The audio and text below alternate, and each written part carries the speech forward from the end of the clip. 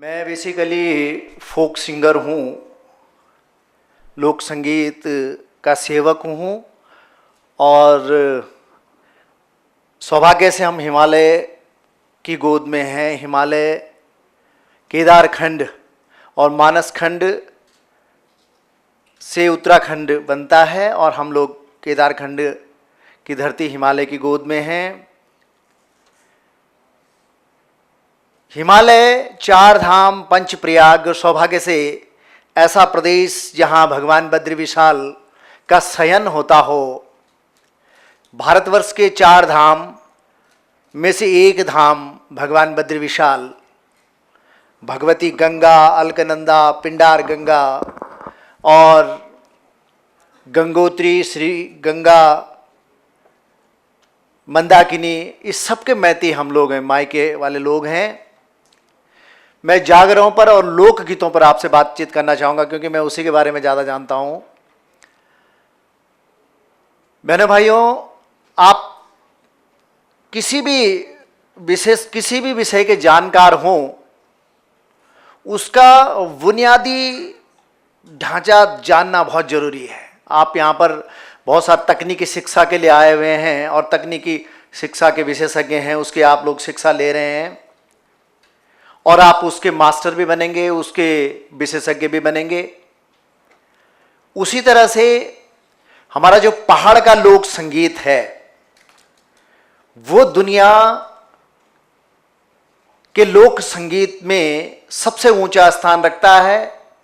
मुझे सौभाग्य है दुनिया की लगभग 17 से एक यूनिवर्सिटी को अगर मैं ना भी गिनूं, क्योंकि वहाँ पर मैं बहुत कम जाता हूँ, लेकिन 17 ऐसी यूनिवर्सिटीज़ हैं जहाँ पर मैं उस हिमालय के लोक संगीत को, खास तौर से यहाँ का लोक संगीत, जागर, पवाड़े, थड़िया, चौफला, बाजूबंद, झुमेलो, यहाँ के जो लोक गीत हैं, यहाँ का जो संगीत है, हमारा जो ऐसा संगीत जिस संगीत को दुनिया में पूजा जाता है। आज दुनिया के पास सब कुछ है, भौतिक सुख साधन से भरा पड़ा है संसार, लेकिन उनके पास वो जानना चाहते हैं कि हिमालय भारतवर्ष का माथा उत्तराखंड है, भारतवर्ष का भाल बोलते हैं उत्तराखंड को। और ये बताते हुए मुझे बहुत गौरवानुभूति, बहुत हर्ष महसूस होता है जब मैं विदेश की यूनिवर्सिटियों में जाता हूँ और आप जैसे बुद्धिजीवी वहाँ पर बैठे हुए होते हैं, स्टूडेंट्स होते हैं, उनके बीच में जब मैं जाता हूँ और वो जानना चाहते हैं कि आप उस हिमालय से हैं जहाँ से गंगा है, जहाँ केदारनाथ, बद्रीनाथ जी आपके धर्म के सबसे बड़े स्थान है, शिव का स्थान है, भगवान विष्णु का स्थान है।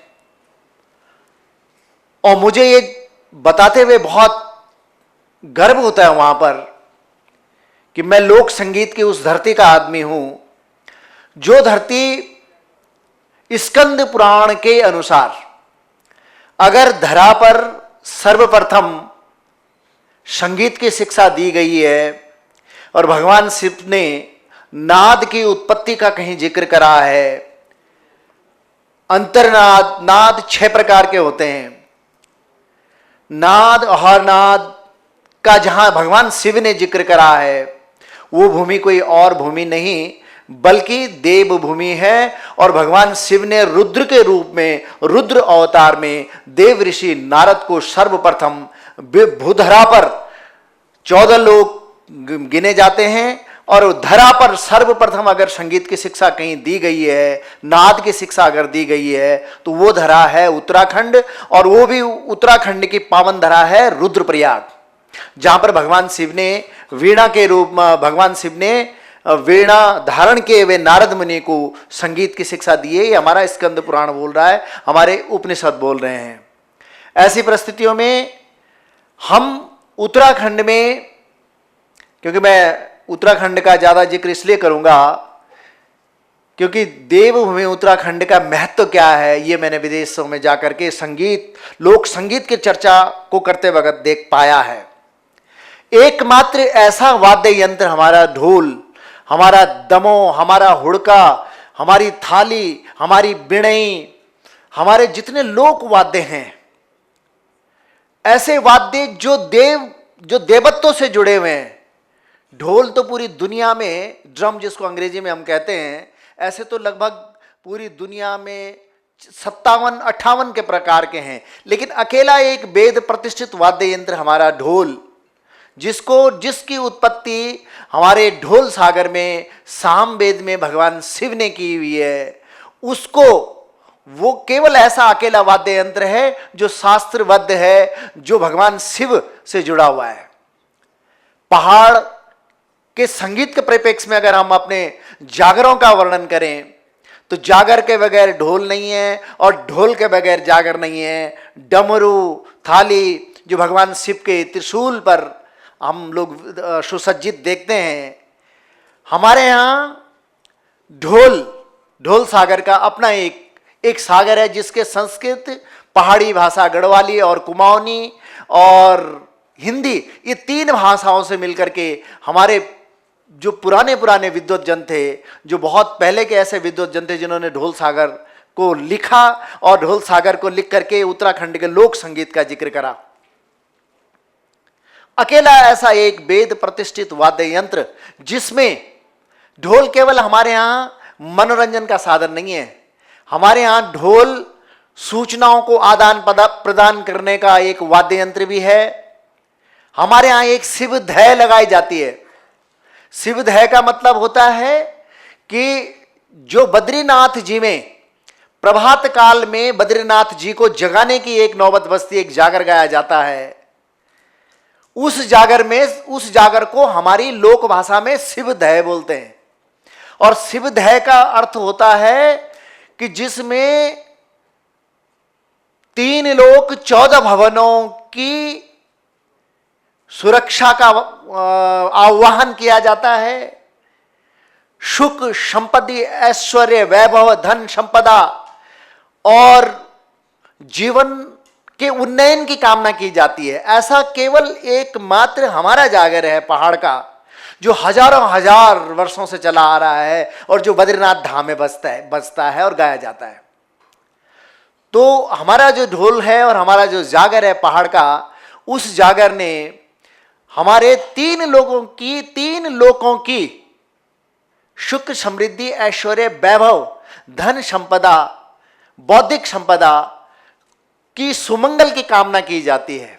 उसमें अंतरिक्ष और देव, शिव धय का मतलब है कि जो अंतरिक्ष से भी ऊपर है, वो वहां के मंगल की भी कामना की जाती है। ऐसे विषय को लेकर के एथनोम्यूजिकोलॉजी के रूप में जब ये विषय अमेरिका की सिंसिनाटी यूनिवर्सिटी के अंदर सबसे पहले लगा और वहाँ के लोग जब जो सीखना चाहते थे कि भाई ये ऐसा कौन सा क्या गायन है और ऐसा कौन सा वादन है, ऐसा क्या गाया जाता है कि आदमी एक समाधिस्थ हो जाता है, वो नाचने लग जाता है, वो झूमने लग जाता है, वो आराम से अपने अंतर्द्वंद में, अपने सबकॉन्शियस में जाकर के उसको देवता, उसके अवचेतन में देवता प्रविष्ट कर जाता है और वो झूमने लग जाता है। ऐसी कौन सी वजह है? जब दुनिया के छात्र, खासतौर से ब्रिटिश ऑक्सफोर्ड यूनिवर्सिटी के विलियम नाम के कोई छात्र जब सबसे पहले भारत में आए 1972, उस समय हमारी बहुत कम उम्र रही होगी, और उन लोगों ने देखा कि हिमालय में एक कोई ऐसा लोक संगीत भी है। उसके बाद से जब धीरे धीरे करके आने लगे बहुत सारे अमेरिकन और आपके यूरोपियन जो छात्र थे, क्योंकि उन लोगों की, वो लोग जानना चाहते हैं, उन लोगों के पास सब कुछ है, लेकिन उनके पास जो एक शांति होती है, एक जो पीस ऑफ माइंड होता है, उसकी तलाश में गोरे पूरे अपना जीवन का हिस्सा लगा देते हैं। तो सिंसिनाटी यूनिवर्सिटी, ओक्लाहोमा यूनिवर्सिटी के जब नौजवान यहाँ पर जानने के लिए आए कि यहाँ का जागर क्या होता है, यहाँ का थड़िया क्या होता है। जागर एक गीत है। कुछ लोगों को ये भी, जो बहुत सारे लोग होते हैं, भाई साहब एक जागर तो हो गया, एक गीत गा लो। गीत का मतलब होता है कि जो काव्य सुर, लय, ताल के साथ गायन किया जाए उसको गीत कहते हैं। जो कंठ सुरों से गाया जाए उसको गीत बोलते हैं। तो जागर ये गीत है। वैसे ही थड़िया हैं, चौफुला है, बाजू बंदर हैं, झुमेलो हैं, हमारी ऐसी अनेकों अनेक विधाएं हैं जिन विधाओं के नाम अलग अलग हैं। तो जागर को खास तौर से जानने के लिए और हिमालय के लोक संगीत को जानने के लिए जब वहाँ के लोक शोधार्थी और वहाँ के छात्र छात्र जब भारत पहुँचे तो उन लोगों ने किसी सरकार को नहीं पूछा कि जी आप हमको बताइए यहाँ पर कौन अच्छा गाता होगा, कौन अच्छा। उन लोगों ने खुद शोध करे और उन लोगों ने 10-10 साल यहाँ पर लगाए और वो उन मूल जागरियों के घर पे गए, उन मूल कलाकारों के घर पे गए और वो लोग उन्होंने गुरु बनाए अपने, जो सचमुच में जिनकी पीढ़ियां खप करके आई थी। ऐसा नहीं है कि कोई ग्लैमराइज हो और जिसने अपने आप को बहुत कैसेट निकाल रखी हो, नहीं। उन लोगों ने खोजा। उनके गुरु कौन बने? सोनदास जी, ओंकार दास जी, वहां के हमारे जो अब दिवंगत हो गए। कुमायूं में जो मूल कलाकार थे वो उन लोगों को उन्होंने गुरु बनाया और गुरु बना करके सिर्फ गुरु ही नहीं बनाया, उस जीवन को जिया भी। उन्होंने कहा कि भाई जब आपके उस जमाने में 2-2, 3-3 दिन की बारात हुआ करती थी और आप बारात बजाने के लिए जाते थे तो आप चढ़ाई को कैसे चढ़ लेते थे? क्या वजह थी कि आप चढ़ाई को चढ़ने में आपको थक नहीं लगती थी? तो उन गुरुओं ने कहा कि हमारे यहाँ चढ़ाई को चढ़ते वक्त चढ़ाई का बाजा बजाया जाता है। हमारे यहाँ जब उतरते हैं तो उतराई का बाजा बजाया जाता है। हमारे यहाँ जब सीधे चलते हैं तो सीधे का बाजा बजाया जाता है। तो उन लोगों ने उनसे सीखा और उसी क्रम में 1900 जब मेरी उम्र केवल 2 साल की थी तब मेरे पिताजी के पास उस समय अपने इंग्लैंड के एक शोधार्थी आए और उन्होंने उस समय ऑडियो रिकॉर्ड करा। वो वहाँ उनके विश्वविद्यालय में गया और फिर सौभाग्य से 2002 में जब मेरे ऑडियो कैसेट्स बाजार में आने शुरू हो गए और मैं गाना आरंभ कर दिया तो प्रत्येक, ऐसा नहीं कि मैं जागरी गाता हूँ, फोक सॉन्ग गाता हूँ। अब तो सारे लोग जितने नए पुराने सिंगर हैं सब लोग अब सब वही ताल बजाने लग गए हैं। तो उन गानों को मैंने जब प्रत्येक में एक जागर का मूल स्वरूप मैंने गाया और ईश्वर की ऐसी कृपा रही कि वो लोगों ने पसंद करा और टी सीरीज जैसी बहुत बड़ी कंपनी जो एशिया की है उस कंपनी में रातों रात वो एल्बम हिट हो गए। तो उनको लगा कि ये मूल है। फिर वो मेरे पास आए, फिर उन्होंने खोजा कि ये बोल भी अच्छा सकता है, गा भी अच्छा सकता है, बजा भी अच्छा सकता है। और उसके बाद मेरा इंटरव्यू हुआ और मैं सिंसिनाटी के लिए विजिटिंग प्रोफेसर तय हो गया। वहां पर जाना आरंभ हुआ। अब मेरे पास चुनौती ये थी कि अगर अंग्रेजों को आप गोरों को कोई बात समझा रहे हैं तो वो केवल ऐसे तो नहीं समझते। वो समझते क्या हैं? उनको अगर हम कहते हैं कि जब गाएंगे तो देवता उन पे आदमी पे आ जाएगा तो वो बोलेंगे कैसे आएगा ये भी बताओ, वो गा के सुनाओ, वो कौन सा राग है, क्यों ऐसा होता है, अवचेतन में कौन सी ऐसी घटना घटती है उनके सबकॉन्शियस में कि वो गाने लग जाते हैं। तो फिर उनको वो समझाना पड़ा। होते होते 2009 से लेकर के आज तक मैं लगातार जा रहा हूं और आज मुझे बड़ा फक्र फील होता है, मुझे बहुत खुशी होती है कि सिंसिनाटी, ओक्लाहोमा, केंटकी जैसी यूनिवर्सिटीज़ के अंदर जागर, पवाड़े, हमारे लोक संगीत का विषय लगा हुआ है और वो वहाँ पर पढ़ाते हैं। और जब वो पढ़ाते हैं तो जब मैं तो केवल विजिटिंग के रूप में वहाँ पर जाता हूँ, लेकिन जो वहाँ पर परमानेंट प्रोफेसर हैं वो लोग वो मुझे जब बुलाते हैं वहाँ पर और उन छात्रों के बीच में जब मैं जाता हूँ तो बहुत खुश होते हैं। तो मैं कहना ये चाह रहा हूँ कि हम और आप कुछ भी बने, हम लोग बीटेक इंजीनियर बने, सिविल इंजीनियर बने, मैकेनिकल इंजीनियर बने, हम डॉक्टर बने, हम साइंटिस्ट बने, लेकिन इतनी मैं ज़रूर आपसे कहना चाहूँगा कि आप जिस भूमि से हैं, जो आपका प्रांत है, जो बोली हमारी लोक भाषा है, जिस भाषा की वजह से आज हमारे लोक संगीत को दुनिया में पहचान मिलने लगी है, उस भाषा के प्रति अपना रुख जरूर रखिए। इतनी मैं आपसे निवेदन करना चाहूँगा, क्योंकि अपनी भाषा अगर निज भाषा नहीं रहती है। मैं एक देश है, बहुत छोटा सा देश है, कोई गोटेमाला करके लैटिन, वहाँ अमेरिका के बगल में नीचे की तरफ वो रास्ते ब्राज़ील वगैरह के लिए जाते हैं। वहाँ पर जब जाता हूँ तो वो जब मुझे मेरे से बात करते हैं, वहाँ का फोक सुनाते हैं। हम लोग फोक के जब हमारे सम्मेलन होते हैं तो वो अपनी भाषा में बात करते हैं। अगर मुझे नहीं समझ में आ रहा है तो ये मेरी दिक्कत है, एक ट्रांसलेटर होता है वो मुझे समझाता है। ग्रीस में ये एक फेस्टिवल होता है, मैं गया एथेंस में, वहां पर क्या होता है कि वो लोग सब इकट्ठे होते हैं, अपना एक इंस्ट्रूमेंट निकालते हैं और रोते हैं और आसमान की तरफ देखते हैं, और उनका जो गायन होता है, जैसे हमारे यहाँ देखो संगीत की कोई भाषा नहीं है। संगीत, मेरे पास 2-3 मिनट और है, कि जैसे हम हमारे यहाँ कोई दिवंगत आत्मा के लिए गाए जाते हैं, वो खड़े होते हैं गाते हैं, और जैसे हमारे यहाँ दिवंगत आत्माओं के लिए गाए जाते हैं, वो आसमान की तरफ देखते हैं, अपने पितरों को, पितृ अपने देवताओं को, अपने दादा परदादाओं को, ऐसी धारणा है उनकी। मेरा जैसे हमारा ये हम तो गाते हैं ऐसा, अगर हम गाएंगे तो हमारी भाषा में क्या हो जाएगा, जय मेरा नारायण, यही राग है उनका।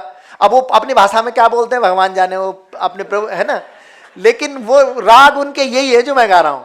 तो संगीत की कोई भाषा नहीं है। इसलिए भाई बहनों, हमारी कोशिश रहे कि मुझे तो सौभाग्य मिला, फक्र होता है कि आज गढ़वाली कुमाऊनी हमारी जो क्षेत्रीय भाषा है, इस भाषा में बहुत ज़्यादा काम होने लगा है, साहित्य लिखा जाना लगा है। आज हमारी भाषा में किताबें लिखी जाने लगी हैं। आज हमारी भाषा में चैनलों के अंदर, राष्ट्रीय चैनलों के अंदर बातें होने लगी, क्योंकि भाषा का बचना बहुत जरूरी है। और लोक संगीत की जननी मैं कहता हूँ, ये देवभूमि है, भारत का माथा है। और मैं अंत में अगर आपका आदेश में कुछ लाइनें सुना देता हूं अपनी बात को समाप्त करने से पहले। सर,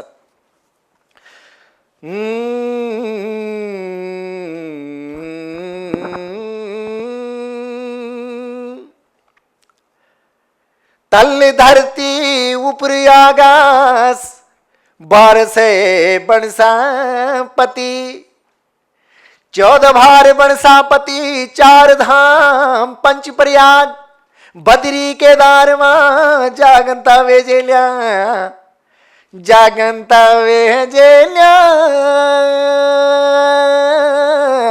मेरा देव देव तू।